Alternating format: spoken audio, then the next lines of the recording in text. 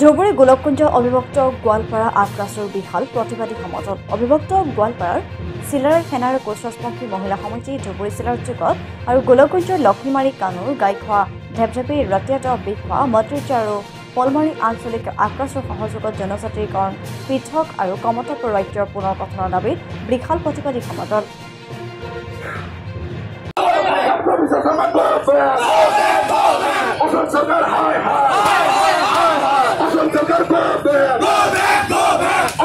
বুধবাৰে সন্ধিয়া গোলককুঞ্জত থকা অবিভক্ত গোৱালপাৰা আক্ৰাছৰ মুখ্য কাৰ্যালয়ৰ পৰা প্ৰায় 10 শতাধিক পুৰুষ মহিলাই এই সমদল উলিয়ায়। বিজেপি চৰকাৰ মুৰ্দাবাদ কোচৰাজপন্থী বিৰোধী হুঁচিয়াৰতী শ্লোগানেৰে আকাশ বতাহ কঁপাই তোলাই প্ৰতিবাদ কৰে।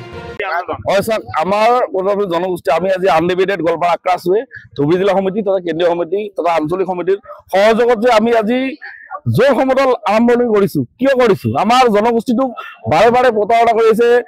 বিগত দিনত কংগ্ৰেছ চৰকাৰে কৰিছিলে। আজি আমাৰ এটা আস্থা আছিলে যে বিজেপি চৰকাৰে আমাক কিজানি এই জনগোষ্ঠীটোলৈ যিটো সময়ত মাননীয় মুখ্যমন্ত্ৰী ডাঙৰীয়াই কয় যে আমি খিলঞ্জীয়া চৰকাৰ, এই খিলঞ্জীয়া চৰকাৰ কোৱাৰ পিছত জাতি মাতি হেদিৰ কথা কৈ ইহঁতে গতিত আহিলে। তাৰ পিছত এতিয়া দেখা গৈছে খিলঞ্জীয়া মানে আমি ক'ব আপুনি জনগোষ্ঠী চাওক, আমাৰ 3 পুৰুষৰ কাগজ লাগে 3.0, আমাৰ বোলে ডকুমেণ্ট লাগে 3 পুৰুষৰ মাটিৰ ভূমি ক্ষেত্ৰত। সেইটো আমাৰ সাক্ষত খিলঞ্জীয়া সুৰক্ষিত আছে। গতিকে আপোনালোকৰ মিডিয়াৰ জৰিয়তে অসম চৰকাৰৰ মাননীয় মুখ্যমন্ত্ৰী ক'ব খুজিছো, আপুনি যদি 2026 চনৰ বিধানসভাৰ আগত যদি আমাৰ জনজাতিকৰণ নকৰে জনগোষ্ঠীটোক আনডিভাইডেড গোৱালপাৰা মানুহখিনিক, যিহেতু এইখিনি মানুহ আমাৰ লাঞ্ছিত বঞ্চিত, আনডিভাইডেড গোৱালপাৰা মানুহখিনিক জনজাতিকৰণ নকৰে, বিজেপি চৰকাৰখন আজিকালি অসমৰ মাননীয় মুখ্যমন্ত্ৰী চকীত বহি আছে। এইখন তেওঁৰ চকী নহয়, ৰাইজে দিয়া চকী হয়। এই চকীৰ পৰা তাকো ভৰাই দিবি। আৰক্ষী আৰু অৰ্ধসামৰিক বাহিনীয়ে এই কাৰ্যসূচীত বাধা প্ৰদান কৰে যদিও আৰক্ষীৰ বাধা নেওচি সমতল আগবাঢ়ে। কোচৰাজপন্থী জনগোষ্ঠীক জনজাতিকৰণ আৰু পৃথক কমতাপুৰ ৰাজ্যৰ দাবীত এই প্ৰতিবাদ। আগন্তুক 2026 বিধানসভা নিৰ্বাচনৰ পূৰ্বে যদি জনজাতিকৰণ নহয় তেন্তে তীব্ৰ আন্দোলনৰ ভাবুকি প্ৰদান। ধুবুৰী জিলা আক্ৰাছৰ উদ্যোগত আমি গোলককুঞ্জত আজি প্ৰতিবাদী সম্মেলন ওলাইছো যে এই বিজেপি নেতৃত্বাধীন চৰকাৰখনে আমাক বাৰম্বাৰ প্ৰতাৰিত কৰি আছে।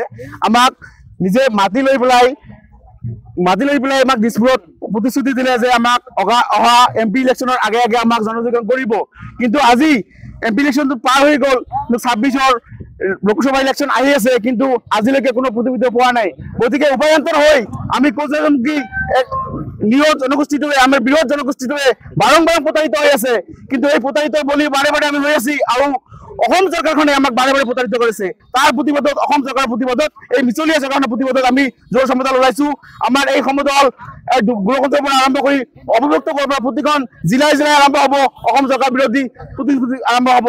আমাক কোচৰাজপন্থী জনগোষ্ঠীক যেতিয়ালৈকে জনজাতিকৰণৰ মৰ্যাদা নিদিয়ে তেতিয়ালৈকে অবিভক্ত গোৱালপাৰা অশান্ত থাকিব।